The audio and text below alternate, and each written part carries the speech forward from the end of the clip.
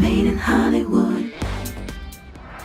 Brie Larson is blazing a new trail as the first female superhero to headline her own movie in the Marvel Cinematic Universe as she teams up with Samuel L. Jackson in Captain Marvel. Hi, I'm Lashana Lynch. Here is a scene from our new movie, Captain Marvel. So, Skrulls are the bad guys.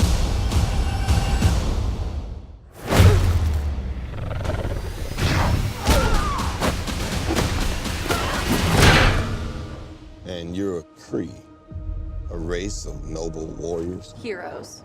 Noble warrior heroes. I loved how Carol Danvers is a human, and I love that she's also a superhero. I'm just like, yes! What did you love about her? And share with me a little bit of the story of the film about who she is.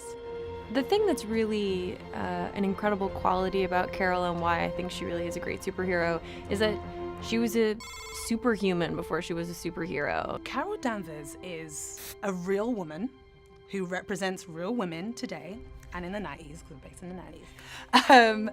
And it's someone who was empowered and knew exactly who she was until a part of herself was taken away from her. There's something inside her that made her this really great person before that, so that when she realizes that and she becomes herself, she's able to achieve everything and be full bloom. So because of this story, this movie is about kind of her learning both sides of herself. Your life began the day it nearly ended. We found you with no memory. We made you one of us. So you could live longer, stronger, superior. Brie was cast before we came on, and so that was part of the appeal to us, is when Marvel announced Brie Larson in this role. We were super excited, and that's when we started having meetings with them to get involved and, you know, beg them to hire us as directors.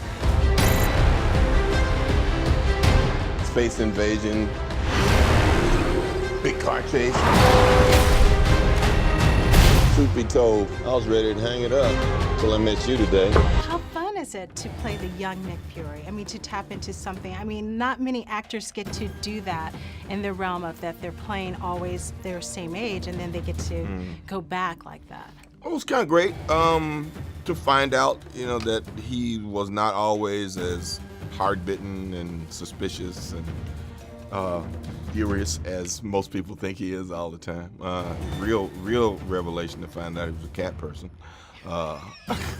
It feels like as much an origin story in ways for Nick Fury as it does for Carol Danvers. There's so much that we loved from the comics and so much that both Marvel and us were excited about bringing to the film, like shape-shifting Skrull aliens, the 1990s, and meeting a young Nick Fury before he's even realized that there's alien life. I think the most challenging part was just finding a way to bring all this stuff together that we were so excited about and you know, making it make sense.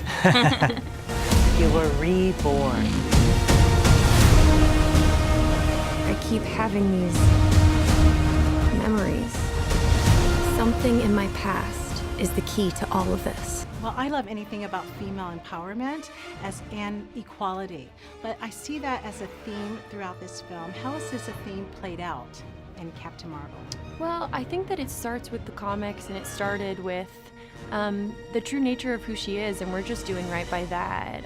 The thing that excites me about this film is just how much representation is on the screen, and it's also the beginning of this new conversation that we're having about female complexity and what that looks like. So it's not just Carol's story where you get to see what female empowerment looks like. For me, the most interesting thing is, I mean, out of all the excitement and all the other stuff we have in there, there's this really, you know, tender part of this film, the women's relationship. She and Ms. Rambo, her flying partner, and her daughter. Female empowerment is probably the main theme for me. Like, it just runs through it like water. One of the things from the comics that we really gravitated towards were the female relationships. Really wanted to bring that to life in the movie. You know how to fly this thing? We'll see. That's a yes or no question. Yes.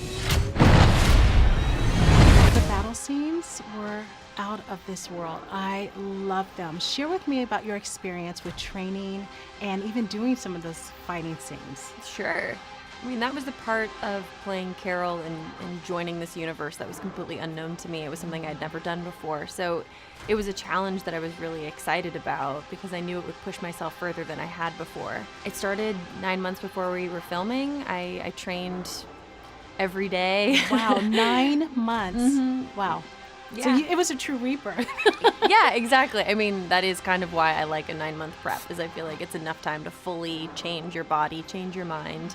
But I also trained with 2 great fighter pilots and flew an F-16, which is probably like, yeah, just what your face is doing right now is basically what. So I get to do that. You do that. Okay, sure. This war is just the beginning. I'm not gonna fight your war. I'm gonna end it. In the history of Marvel, this is the first time ever that they have a standalone lead female character. That's very exciting. So do you find that exciting for you, or did you feel like the pressure was on? No, I didn't feel like the pressure was on. I mean, I think that those words are really kind of intense and interesting, I guess, when you think about it that way, but I feel like there's been a lot of amazing female characters in MCU before I arrived, and I felt like they were carrying movies before I showed up, so it didn't really feel like that big of a thing. I felt like I was just joining a family and continuing the work that they were already doing. Aren't you the cutest little thing? Aren't you cute? And what's your name, huh? Fury. What's you? I'll be back.